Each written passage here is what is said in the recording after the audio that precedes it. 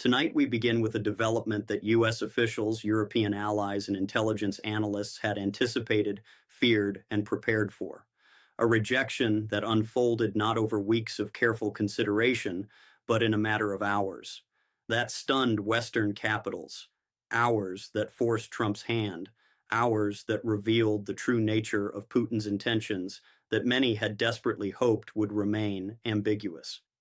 What Vladimir Putin did today crossed a line that the entire Western alliance had hoped would hold, and when that line broke, President Trump did not hesitate. He shifted strategy with speed, clarity, and unmistakable resolve. But the story didn't end there, because when Washington pivoted, Kyiv responded with something no one expected: an ultimatum, not from Moscow, not from Washington, but from Ukraine itself. Tonight, we're going to walk through exactly what happened, why it matters, and what it tells us about the dangerous new phase this conflict has entered. Because what we witnessed today wasn't just a diplomatic setback. It was a collision between three fundamentally different visions of how this war should end. And at the center of that collision stands Wladimir Zelensky, a leader who has spent 3 years fighting for his nation's survival, and today made clear that Ukraine will not be sidelined in negotiations about its own future. For weeks now, there had been signals, not official statements, not formal diplomatic cables, just signals that the Trump administration was preparing something unprecedented, a ceasefire proposal that would be presented directly to Moscow through back channels that hadn't been activated since the early months of the war. President Trump has been transactional, yes, but he has been predictable in his transactionalism. His moves have followed a certain logic, a rhythm, almost a pattern. He pushes hard, makes demands, and waits for the other side to blink. But what set off alarm bells in Moscow, Kiev, and Brussels this week was that Putin's response defied the pattern entirely. Intelligence analysts who monitor diplomatic back channels know the indicators: the careful parsing of language in official statements, the subtle shifts in military positioning, the calculated delays before responding to major proposals, the quiet coordination between foreign ministries. All of that went silent. And whenever Putin goes silent on a major diplomatic initiative, it means something is about to get loud. European officials had been tracking these developments with growing concern. They knew that Trump had invested significant political capital in this ceasefire proposal. They knew he had presented it as a reasonable framework for ending the conflict. They knew that rejecting it outright would be seen as a significant escalation. But what they didn't know, what no one outside the Kremlin knew, was just how definitively Putin was prepared to reject it. Until today, they found out, and what they learned has fundamentally altered the calculus of this war. Early this morning, State Department sources detected what they described as unusual diplomatic activity, including communications from Moscow that indicated the Kremlin had reached a final decision on Trump's ceasefire proposal. These are the kinds of signals that Russian officials only send when they are preparing to deliver definitive news: a major policy announcement, a formal rejection, or a calculated provocation. Intelligence analysts didn't know which category this fell into, or whether it fell into all three at once. But what they did know was that Putin was about to respond to Trump's proposal. And when Russia responds to a major American diplomatic initiative without warning, even Washington pays attention. By mid-morning, the contours of Putin's rejection began to emerge, and what became clear was stunning. According to sources speaking to multiple news outlets, Putin rejected Trump's ceasefire framework in its entirety, not partially, not with counterproposals, entirely. The Kremlin's formal response, delivered through diplomatic channels, stated that Russia would not accept any ceasefire that did not include full Ukrainian demilitarization, permanent NATO exclusion, and recognition of all territories currently under Russian occupation. In other words, Putin demanded everything and offered nothing. This wasn't a negotiating position. This was a rejection designed to humiliate, and it came not from some mid-level diplomat, but from Putin himself. The response from the White House tonight was not normal. It was not routine. It was not symbolic. It was urgent.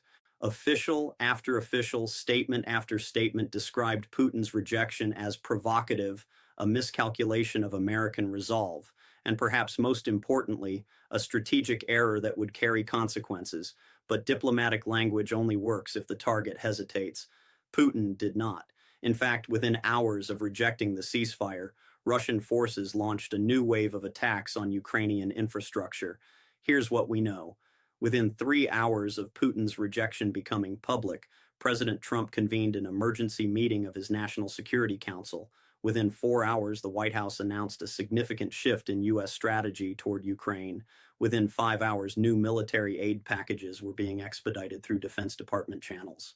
These weren't the measured, careful adjustments we've come to expect from diplomatic setbacks.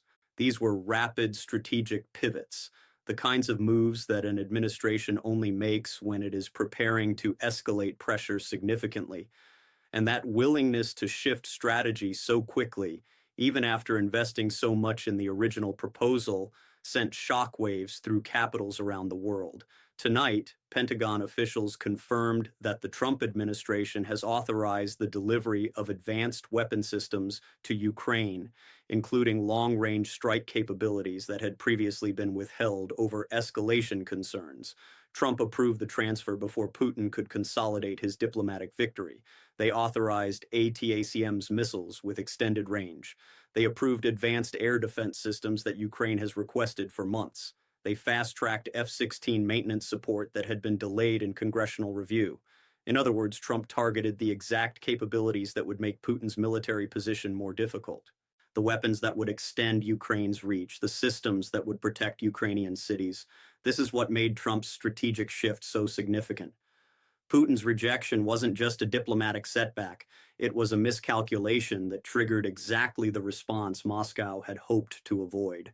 And Trump, understanding that fully, responded with force, not recklessly, not impulsively, but strategically. He didn't escalate rhetoric without action. He didn't issue empty threats. He authorized capabilities that changed the battlefield equation. He sent a message that rejection carries costs. And here's where the story becomes even more significant. Intelligence analysts now believe that Putin's rejection was designed to test the resolve of the Trump administration after months of diplomatic engagement. Putin wanted to see whether Trump would accept humiliation quietly. But instead, the opposite happened. Trump didn't retreat into diplomatic silence. He announced a strategic shift that was so swift, so comprehensive that even the Kremlin noticed. You don't get Moscow's attention easily. But today, Washington did.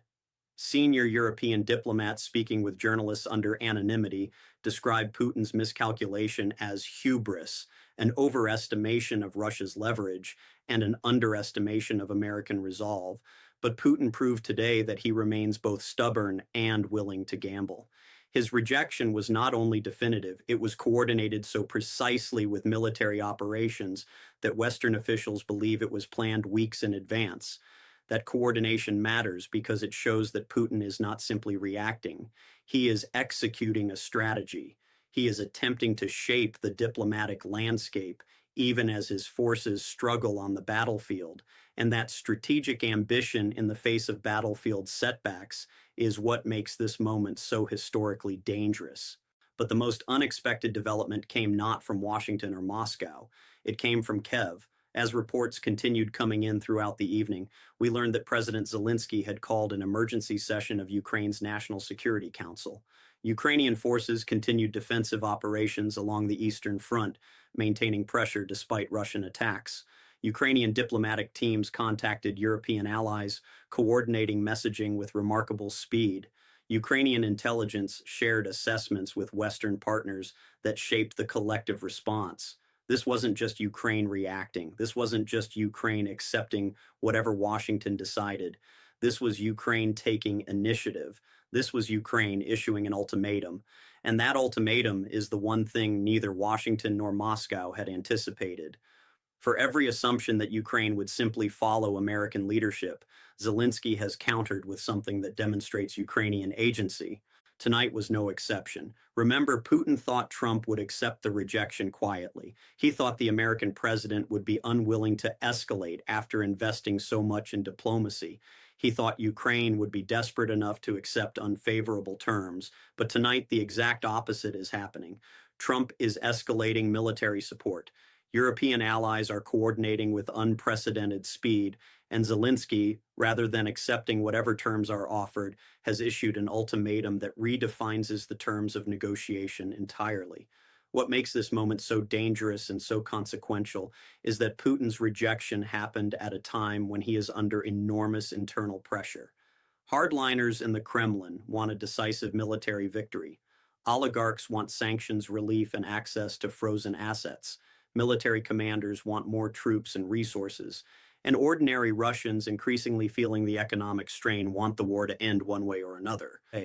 Putin is balancing these demands while simultaneously managing a diplomatic humiliation that undermines his image as a master strategist.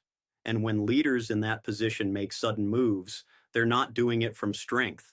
They're doing it from pressure. They're doing it from vulnerability. The ceasefire rejection wasn't a sign of Russian confidence. It was a sign of Russian inflexibility, an inability to accept any outcome that doesn't validate 3 years of failed military objectives. And Trump's strategic shift, whether intentionally or not, exploited exactly that vulnerability. It signaled to Putin that Washington will not be humiliated into silence. The formal statement from the State Department, now distributed to all U.S. embassies, was carefully worded but unmistakable. Officials said plainly that Putin's rejection was inconsistent with any genuine desire for peace. That is diplomatic language for "we offered a reasonable framework and Putin chose war." You don't usually hear that tone from Washington unless something fundamental has shifted. And tonight, something fundamental has shifted. The proposal that was supposed to demonstrate American leadership has instead demonstrated American adaptability. The offer that was supposed to end the conflict has instead clarified just how far apart the parties remain. And the diplomatic initiative that Putin rejected has now been replaced by a military initiative that Putin will find much harder to dismiss. Meanwhile, President Zelensky addressed the Ukrainian people in a somber, determined speech tonight. He said, "We did not ask for this war. We did not choose this suffering, but we will determine how it ends." He said, "Ukraine appreciates its partners, but Ukraine will not accept any agreement that trades away our sovereignty, our territory, or our future." And he said, "To Moscow and to any capital that thinks Ukraine can be pressured into surrender, let me be clear. We have conditions too, and those conditions are not negotiable. These are not rhetorical flourishes. These are statements from a nation that understands just how high the stakes have become, and they represent something new, something that neither Washington nor Moscow had fully anticipated, an ultimatum from Ukraine itself." Here's what makes the situation even more concerning. Putin's rejection wasn't isolated. Along with the formal diplomatic response, Russian forces launched over 120 missiles at Ukrainian cities overnight. Russian state media began a coordinated propaganda campaign describing Trump's proposal as a trap. Russian diplomatic missions in Europe began circulating alternative narratives designed to fracture Western unity. All of this happened within the same 24-hour period. When Putin moves multiple pieces at once, it means something larger is underway. He is not simply rejecting a single proposal. He is attempting to reshape the entire diplomatic landscape. Intelligence analysts are now considering several possibilities. One is that Putin is preparing for a spring offensive designed to capture as much territory as possible before any future negotiations. Another is that Putin is attempting to wait out Western support, calculating that political changes in Europe or America will eventually favor Russia. A third possibility, the one worrying officials the most, is that Putin has concluded that he cannot win this war, but is determined to ensure that Ukraine cannot win either, creating a frozen conflict that destabilizes the region for decades. But today, both Trump and Zelensky took cards off the table. Trump didn't accept the rejection quietly. Zelensky didn't accept whatever terms Washington offered. They both responded with clarity and force, and in doing so, they may have changed the trajectory of this war. What we're watching now is a test of resolve. Putin wants to see whether Western unity will fracture under pressure. Trump wants to show that American leadership cannot be humiliated. Zelensky wants to demonstrate that Ukraine will not be sidelined in negotiations about its own future. And European allies want to prevent the collapse of the security order they've built since World War II. These objectives don't easily align. and how they're reconciled in the coming weeks will shape not just Ukraine's future, but the future of international order itself. Tonight, we've heard from intelligence officials who are now monitoring Russian military movements with heightened attention. They say Russian forces are repositioning in ways that suggest preparation for renewed offensive operations. They say communication intercepts indicate significant frustration within the Russian military command. And they say Putin's decision to reject the ceasefire is likely part of a broader strategy intended to test Western resolve before committing to any negotiated outcome. But neither Trump nor Zelensky is backing down. In fact, both are consolidating their positions. Trump's strategic shift today, swift, comprehensive, and unequivocal, sent a message to Moscow that rejection carries consequences. And Zelensky's ultimatum sent a message to Washington that alliance does not mean subservience. European officials speaking tonight described the coordination as remarkable and necessary. That's diplomatic language for everyone is finally on the same page. And that alignment may prove more important than any single proposal or rejection. As the night goes on, we expect more details to emerge about what exactly Putin hoped to achieve with this rejection and what Trump's strategic shift will mean in practice. But what we do know is that today's developments were significant. They clarified Russian intentions, they demonstrated American adaptability, and they revealed Ukrainian agency in ways that reshaped the diplomatic landscape. What happens next will depend on what Putin does in the next several days. If he signals willingness to reconsider, this moment will be remembered as a turning point toward negotiation. If he escalates further, Trump and Zelensky have already shown they are prepared to respond. They have shown they are not intimidated. They have shown they are ready to endure. And in this war, endurance has proven to be the most powerful weapon of all. And tonight, for the first time in weeks, the Kremlin appears to be recalculating. Russian state media, usually bombastic and confident, has been notably restrained in its coverage of Trump's response. The usual triumphalism is absent, the usual threats are muted. And when Moscow is quiet, it means they are thinking, it means they are reassessing, it means they are choosing their next move carefully. Because tonight, Putin learned something that he should have learned long ago. Rejecting reasonable proposals does not demonstrate strength. It demonstrates inflexibility. Humiliating partners does not create leverage, it creates resolve. And underestimating adversaries does not produce victory, it produces consequences. This story is far from over. The coming days will bring new challenges, new pressures, new tests of will. But tonight, three things are clear. Putin's rejection has backfired. Trump has demonstrated he can adapt under pressure. And Zelensky has proven that Ukraine will not be dictated to by anyone, not by Moscow, not by Washington, not by anyone. We will be here watching every detail, analyzing every development as the next phase of this historic struggle unfolds.